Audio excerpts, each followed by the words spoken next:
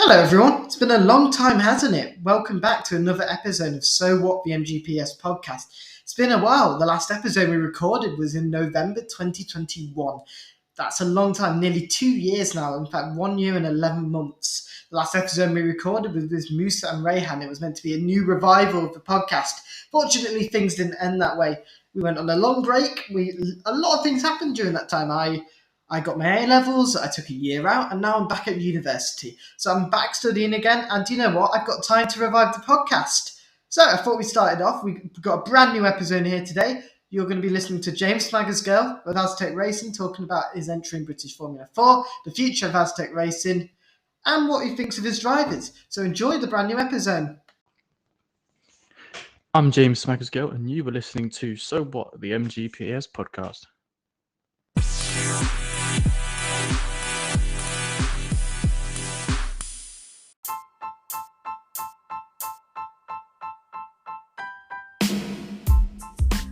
That's Right. Hello, ladies and gentlemen. We've got an interview here with the Azz Tech owner, James Smaggasgale. James, how are you doing today? Very good, man. Yourself? Yeah, I'm doing brilliant. Right, the main focal point today, we're going to be talking about Azz Tech Racing's entry into British Formula 4 eSports. Obviously, it's been a 3 rounds so far, been a rocky start, but we had some promising results at the beginning, and Daniel Parent-Smith finishing in P14 yesterday. How do you think the race went for you? It's been a rocky start, I think is a very good way of putting it. Certainly struggled. But yeah, I mean, when you've got, I don't know, 2 F1 teams and everybody in there is like, the SOF in is like 6K.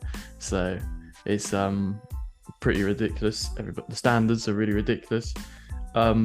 But then the driving standards have been awful so far this season. It's like you can't get through turn 1 without being plummeted off into, the shallow realms. And Dan, pretty rubbish start to the season. There's no other way of looking. There's no hiding from it. But yeah, he finished P14 last night, which is still no points, but it's better than DNF. Yeah, it was his out of the his 6 starts in the races. It was his first. It was his first finish. It was his first time making it to checkered flag. He's had 5 DNFs this season. Your second driver, obviously had P18 and P12 at Donington, but did not start the race due to absence. And then also your third driver was unable to start. What are you most looking forward to being part of the British F4 grid? Well, being here is obviously a huge achievement in itself. As a team, I think we're probably one of the smallest teams, if not the smallest team on the grid. So yeah, it's a privilege just to be here. That's certainly something. It's an achievement. But yeah, like I said, 2 F1 teams, and then you've got all the top lot. I mean, the winning podium in race 1 yesterday were all in the same house. So it's just stupid stuff like Apex Racing. Obviously so much respect for those sort of guys. One day we'll get to their level, but yeah, they're in a content house or whatever you want to call it. They all live together. So yeah, they had like Gordy Much and other people like that. Because you watch them I was watching them on the interviews afterwards. You see them walking behind each other.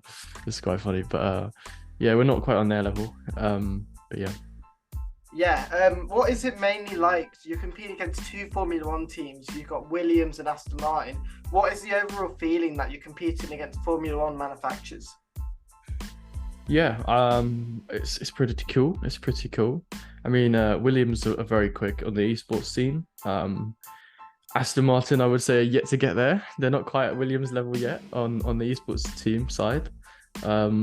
I think that's shown in the constructors in their so far this season. I think they must be some like 20-30 points off of Williams. So because half the races they finished with us, some great screenshots of us with Aston Martin so far this season. So it's great. Yeah, the Aston Martin seems to be down with us. We're having a bit of a fight with them. But to be honest, I don't think we've met Williams on track yet. So they've been somewhere further up the grid. Unless they've DNF'd Josh Ladd, DNF'd race 1, I think. So, yeah. Yeah, we all saw the Josh Ladd collision at Brands Hatch yesterday. obviously right now the team is currently P15 in the team standings with -3 points. Do you think Azz Tech Racing can bounce back and score points this season?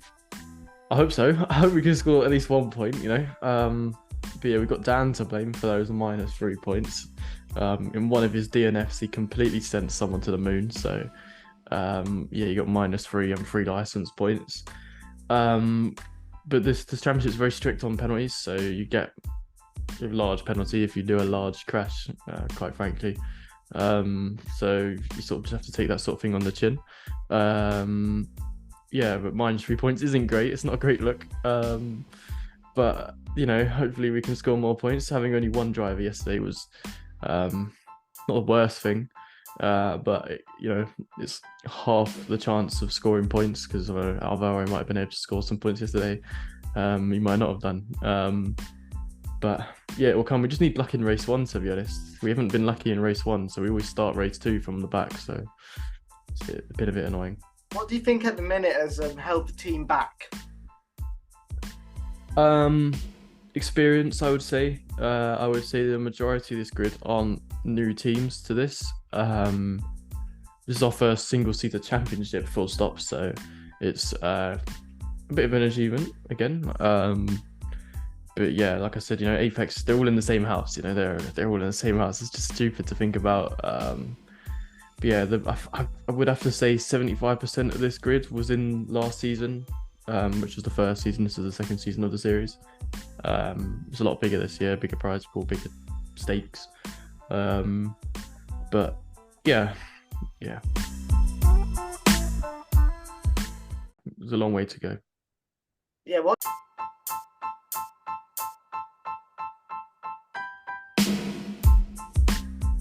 In our next segment, we talk about the drivers. We talk about Daniel Parent-Smith, the upcoming British driver. And we talk about Alvaro Moreno, the Spanish driver that Azz Tech Racing have got. Let's see what James has got to say.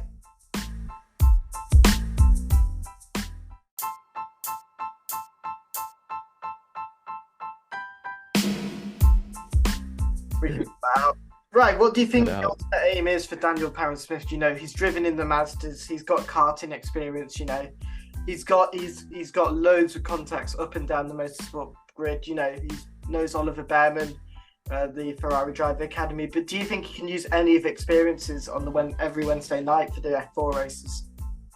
Yeah, I mean, he showed his pace so far this season. You just can't finish a race, so it's a little bit annoying.